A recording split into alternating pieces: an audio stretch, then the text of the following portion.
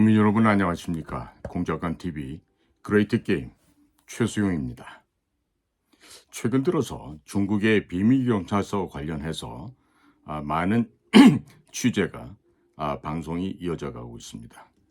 심지어 저같이 그 불민한 사람에게도 TV조선에서도 연락이 오고 또 뭐 다른 곳에서도 여러 차례 연락이 오곤 했습니다만 그 취재한 그 언론사의 태도를 보면은 담만마적인 그 아주 그 말초적인 그런 것에 관심을 두고 취재하는 모습을 보면서 안타까움을 금할 길이 없었습니다. 그러면 우리 국민들께서 염려하고 걱정하실 수 있는 이런 문제에 대해서 지금 우리 국가적으로는 어떠한 일을 어떻게 해야 될까요? 지금 중국 비밀 경찰서 이야기가 날이 갈수록 확산이 되고 있습니다. 일면에 보면은 언론과 정부가 판을 키우고 있다라고도 이해할 수도 있을 만한 그런 상황으로 지금 변질되어 가고 있는데, 자, 그러면 잠실 선착장에 있었던 동방명주 중국 식당, 그곳 한 곳에서만 있고 다른 곳은 없었을까요? 그러면 전국적으로 산재되어 있는 공자학원이 각 대학교에 22개소가 있습니다. 대한민국에 현재 23개, 23개소의 공자학원이 있는데 서울시 강남구에 있는 공자학원은 제1호 공자학원으로 그곳에서는 그 별다른 그런 움직임이 없지만 그 대학에 설치되어 있는 공자학원, 과연 그 공자학원은 중국어를 가르치고 배우고 익히는 그런 어학기관 연수시설로만 활용되고 있는 것인지, 아니면 중국에 나와 있는 중국 사람들을 감시, 감독, 관리하는 그 위장된 정보기관의 브랜치 오피스인지, 그 부분에 대해서는 면밀한 점검을, 전수조사를 해야 될 것으로 봅니다. 2016년 말에 촛불 난동이 이어져 가고 있을 때 2017년이 되자 당시 송영길 민주당 의원은 몇몇 그 추종하는 국회의원이라고 하는 자들과 함께 중국에서 약속을 했다고 하지 않습니까? 중국에서 우리를 도와주면 삼불 정책을 실시하고 중국이 원하는 방향대로 우리가 같이 협조하겠다. 자, 사실 박근혜 대통령을 탄핵시키고자 하는 촛불 시위가 발생했을 당시에 저 역시 현장을 가봤습니다. 당연히 그 현장에서 무슨 일이 벌어지고 있는지를 알아야 되겠다는 생각이 있어서 저도 나가보았습니다. 비밀 정보 업무를 했던 제 눈에는 여러 가지 모습의 다른 국가에서 파견된 정보 요원들이 현장 취재하는 장면들을 볼 수가 있었고요. 특히나 그 몇몇 젊은 사람들이 소곤소곤 귓속말로 하는 것을 제 앞에서 제가 들었을 때 그들이 하는 언어가 한국말이 아니라 중국어라는 것을 알 수 있었습니다. 그 까닭은 제가 중국어에 대해서 비교적 심도 있는 학습과 경험을 하였기 때문에 중국어는 금방 제가 분별할 수 있는 그런 능력이 있습니다. 자, 그러면 우리가 서울 시내에 동방명주 이외에도 다른 중국 식당들이 있고 또 각 서울 및 지역의 지방대학에도 공자학원이 설치되어 있습니다. 그러면 이러한 중국 사람들이 와서 하는 시설에 대해서 집중적인 점검을 해야 될 필요가 있겠습니다. 제가 저희 정보기관 또 저희가 대치하고 있는 북한 괴뢰들의 대한민국을 침투했던 사례를 보면요, 늘 배를 이용할 경우에 공작 모선과 공작 자선으로 분류가 됩니다. 이 개념은 장비와 인원을 엄마가 되는 배, 즉 모선에 싣고 대한민국 연근해까지 공해상을 통해서 침범해 들어옵니다. 그리고 난 이후에 빠른 속도를 낼 수 있는 쾌속종이나 그런 보트를 이용해서 연안으로 접근을 하죠. 그것을 아들의 배다 해서 자선이라 그럽니다.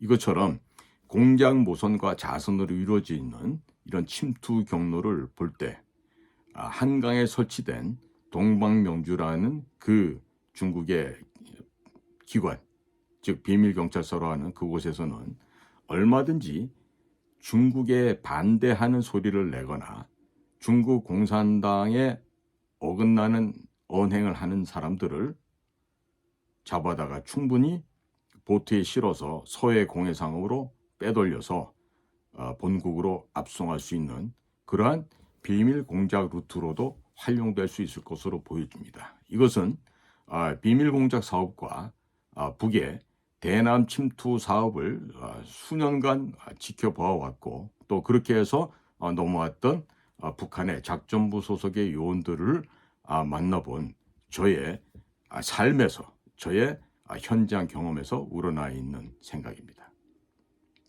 따라서 한강에 설치되어 있던 동방명주에서 만일 반체제 인사를 체포, 구국, 감금했다가 그 배에서 야심한 시간을 이용해서 소형 보트를 이용해서 한강 하구로 신병을 탑승을 시켜서 뺀 다음에 서해에 있는 공해상까지 나가서 거기에서 중국 모선에게 이 반체제 인사를 인도하는 그런 방법은 얼마든지 가능한 것이고 실현 가능한 방법인 것이죠.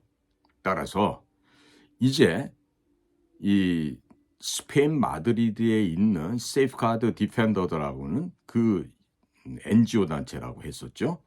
그 세이프가드 디펜더스가 발표했다고 하는 전 세계의 중국의 비밀 경찰서 현황이 최근에 발표돼서 화들짝 우리 국내 언론도 보도를 하고 있는데요. 국민 여러분, 그 공표한 NGO 단체라고 하는 세이프가드 디펜더스가 과연 순수한 민간 단체라고 생각합니까? 여러 해 동안 비밀 사업을 해왔고 공작 사업을 몸담았던 저로서는 단순한 그 일반 민간인들이 만든 단체가 아니다. 저는 그렇게 생각을 합니다. 얼마든지 국가정보기관에서 비밀리에 가장체로서 그런 조직을 만들어서 얼마든지 운영을 할 수가 있고 그 단체가 과연 스페인의 수도 마드리드에 소재하고 있지만 저는 결코 단순하게 스페인 내부에서 진행됐던 일은 아니라는 생각입니다. 굉장히 복잡하고 다양한 원인과 배경이 얽혀 있다고 생각하고 있습니다.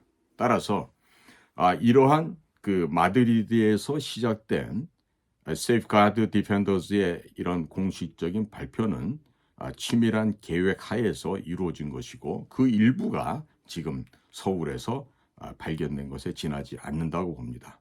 이것은 거대한 흐름 속에서 중국이 반인륜적이고 반민주적이고 친공산당적인 행위를 해옴에 따라서 거기에 대한 당연한 아주 자연적이고도 자동적인 그런 반사 현상이라고 생각을 하고 있습니다. 따라서 이번에 밝혀진 중국의 비밀 경찰서는 단순하게 대한민국 영내에 국한되어 있는 것이 아니라 전 세계적으로 지금 퍼져 있는 현상이고 또 중국의 공산당 CCP라 그러죠.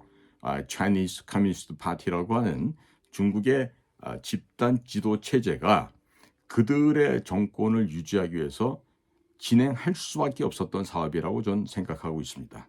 따라서 이런 것에 연루되어 있는 수많은 단체, 기관, 정치, 언론인, 학자들이 있을 텐데 이런 여러 가지 그 불안하고 위험스러운 요인에 대해서 우리는 은밀하고 집중적으로 조사할 필요가 있겠습니다. 이 어디가 해야 되겠습니까? 이럴 때 바로 국가의 정보기관이 적극적으로 나서서 이 역할을 담당하고 일을 진행해야 되겠죠. 그래도 저는 아직 용감한 전사들이 국가정보원 내에 남아있기 때문에 그 우리의 용맹스러운 전사들이 그 과업을 성실하게 그리고 비밀리에 잘 수행해 줄 것이라고 저는 믿습니다. 그러나 그러한 믿음을 또 뒤로 한 채 한편으로 이제 염려가 되는 부분도 있죠. 현재 경찰청의 총수인 윤희근 씨의 얘기를 살펴보겠습니다. 윤희근 씨는 경찰대학 7기생으로서 중국의 사회과학원을 졸업했다 그래요. 그리고 거기 중국 사회과학원에서 법학 석사를 받은 것으로 이렇게 나오고 있는데, 자, 우리나라의 법은 대륙법, 영미법, 주로 미국이나 유럽의 국가들의 법 체제를 우리가 많이 모방을 하고 또 많이 흉내를 내서 만들어진 그런 법 체계를 가지고 있습니다. 그런데 우리가 공산국가인 중국 공산당 산하에 있는 사회과학원에서 그것도 우리나라의 경찰이 가서 학위를 받았다. 그런데 그 학위가 법학 석사가 됐든 박사가 됐든 이것은 뭐냐면 주변 국가를 상대로 통일전선 전략에 입각해서 주변 국가를 공산화시키고 공산심지화시키는 것을 중점 사업으로 하는 중국 공산당의 그 스파이 양성기관이라고 할 수 있는데, 그런 사회과학원에서 학위를 왜 받았을까요? 학위를 받아서 과연 어떠한 곳에 활용하기 위해서 받았을까요?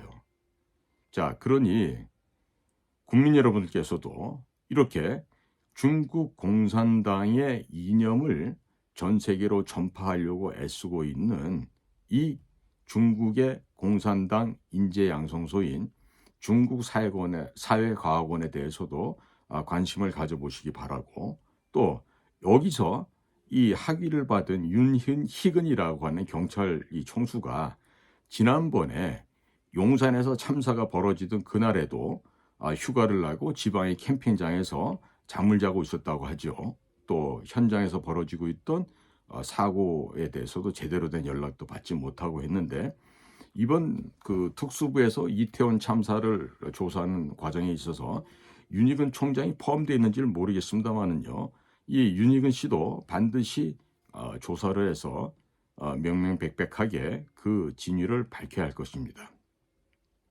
아울러서 지금 중국 비밀경찰과 관련해서 김두관이라든지 김무성 같은 좀 수준 낮은 정치인들의 이름이 거명되고 있는데, 윤희근과의 관계를 봤을 때 윤희근이라는 사람이 비록 경찰대학교 제7기생이긴 하지만 7개월 만에 3계급의 계급을 진급시켰다고 하는데, 이런 부분에 대해서 반드시 조사를 해야 되지 않겠습니까? 그리고 중국과 어떠한 거래가 있는지 없는지도 아주 면밀하게 조사를 해봐야 되겠다고 저는 판단하고 있습니다. 이에 대한 이유는요, 이 나라에 중국에 의해서 포섭된 사람들이요 너무나도 많기 때문에 드리는 말씀이에요. 우선적으로 국가정보원 안에도 반드시 있습니다. 저보고 출연해라 그러면 출연할 수 있을 정도로 많이 있습니다. 그리고 국가정보원 안에만 중국에 포섭되어 있을까요? 군, 경찰, 언론, 학계 여러 군데에서 이와 같은 그 중국에 포섭된 사람들이 많이 있습니다. 자, 그러니 이런 것들에 대해서 우리가 정확하게 전수조사를 해야 될 필요가 있겠습니다. 그리고 중국에서 유학을 다녀온 사람들도 있고 중국에서 학위를 받아서 중국의 경사대에 있는 그런 생각을 가진 학자들도 상당히 많습니다.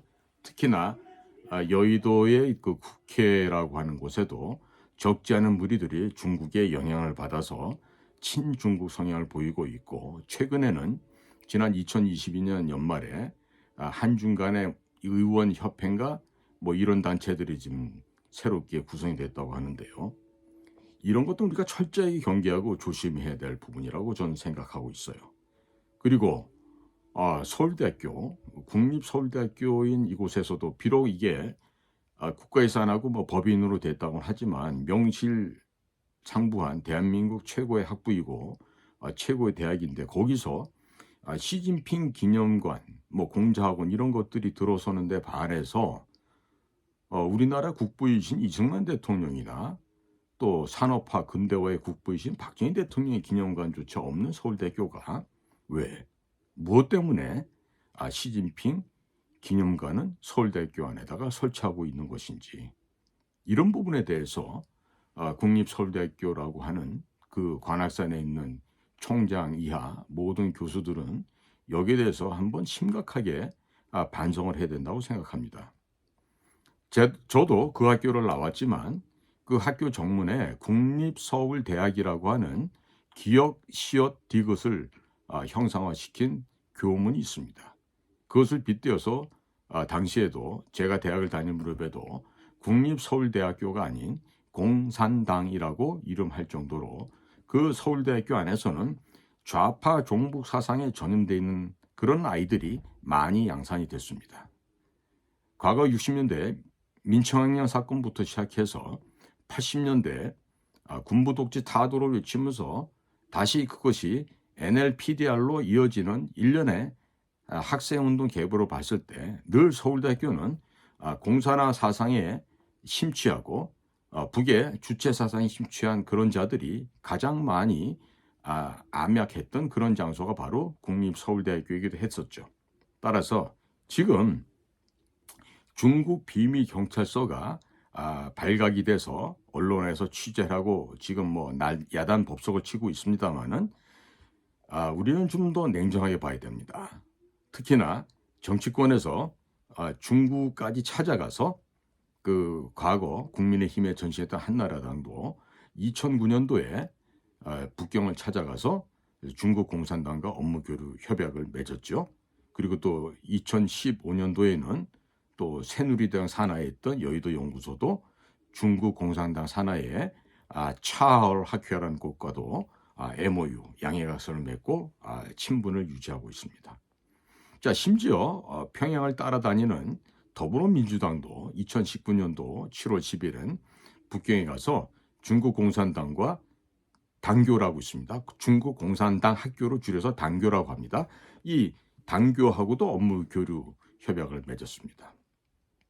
자, 여야 정치 어디도 상관없이 우리 대한민국의 여의도에 있는 국회는 중국의 공산당과 긴밀한 교류 협력을 하고자 노력하고 있어요.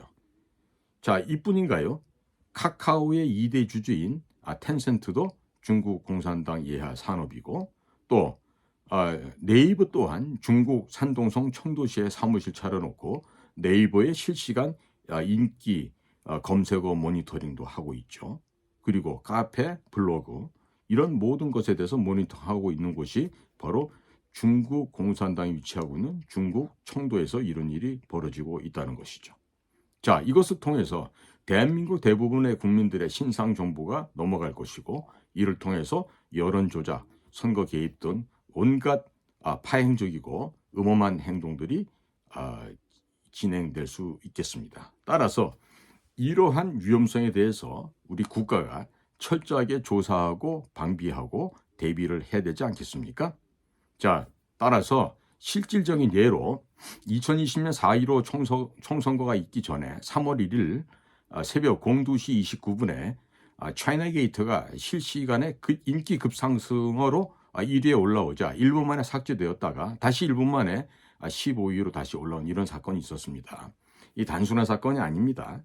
이것은 4.15 총선을 앞두고 반중 여론이 형성되면서 친중 정당인 더불어민주당에게 부정적인 여론이 형성될 것을 우려해서 중국 내 검열 조직이 차이나 게이트라는 단어를 삭제한 사건으로서 이런 알고리즘 조작을 통해서도 중국인들에 의한 한국 내에서의 여론 조작, 한국 내에서의 선거 개입이 가능할 수 있다는 것을 구체적으로 보여줬던 사건이기도 합니다.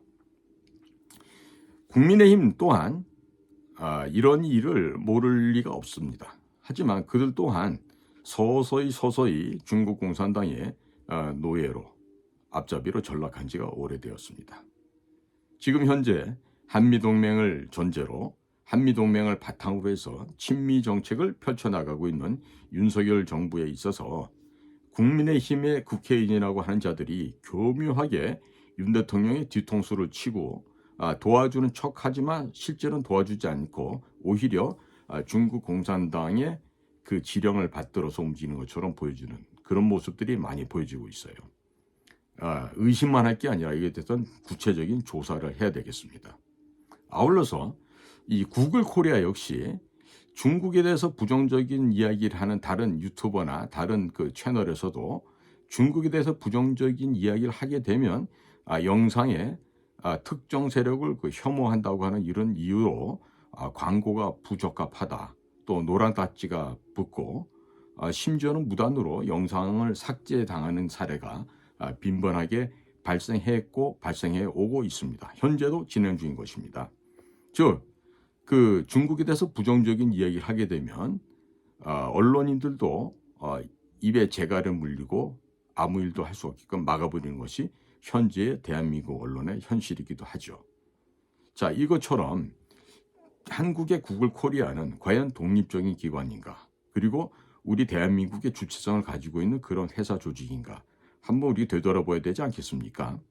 즉, 구글 코리아 내에 중국의 불리한 이야기, 중국과 관련된 이야기를 모니터링해서 삭제하고 그것처럼 중국 공산당에 협조하는 자들이 있다 그러면 그 사람들은 대한민국 국민이 아니겠죠. 더불어서 구글 코리아 임원들도 과연 우리 국민의 일원으로 올바른 일을 하고 있는지 한번 잘 살펴볼 필요가 있겠습니다. 특히나 문재인 정권에 들어서서 임명된 한상혁이라고 하는 방통위원회 위원장이 있는데 이 자는 하루 빨리 제거되어야 될 그런 아주 간첩보다 더한 자입니다. 그러니 이 한상혁이란 방통위원회의 이 위원장 반드시 제거해서 이 나라의 방송 윤리 도덕이 바로 정상화되기를 간절히 바라고, 이런 일들을 대통령실에서는 빨리 서둘러서 해줘야 될 것입니다. 한상혁 방통위원장뿐만 아니라 인권위원장 하고 있는 전현이라는 여성도 있고, 또 공항관리공단의 지금 회사 그 사장으로 가 있는 국가정보원의 차장 출신인 윤형중이라는 자도 있고, 또 정혜구라고 경제인문사회과학위원회 또 위원장으로 있는 이런 자들이 있는데요. 이런 자들을 지금 빨리 제거를 못한다는 것이 윤석열 정부의 발목을 잡고 있는 아주 큰 짐이 되고 있습니다. 따라서 대통령실에 있는 비서관들과 대통령실의 직원들은 자리에만 앉아있지 말고 다니면서 빨리 그런 쓰레기 청소 작업을 하는데 앞장서 주실 것을 다시 한번 당부를 드립니다. 여러분들 지금 대한민국을 정상화시키는데 시간이 많지 않습니다. 앞으로 4년도 채 남질 않았습니다. 따라서 현재 윤석열 정부 내에서 이 국가 정상화 작업을 못하지 않습니까? 그럼 우리나라도 베네수엘라처럼 한없는 그 추락의 길로 떨어져서 후진국이 아니라 멸망이 될 수 있는 그런 위험성도 있는 것이죠. 그러니 현재 있어서 우리는 할 수 있을 때 최선을 다해서 국가 정상화를 해야 됩니다. 오늘도 공작관 TV 그레이트 게임을 경청해 주신 국민 여러분, 또 해외 동포 여러분들께 감사를 드립니다. 고맙습니다.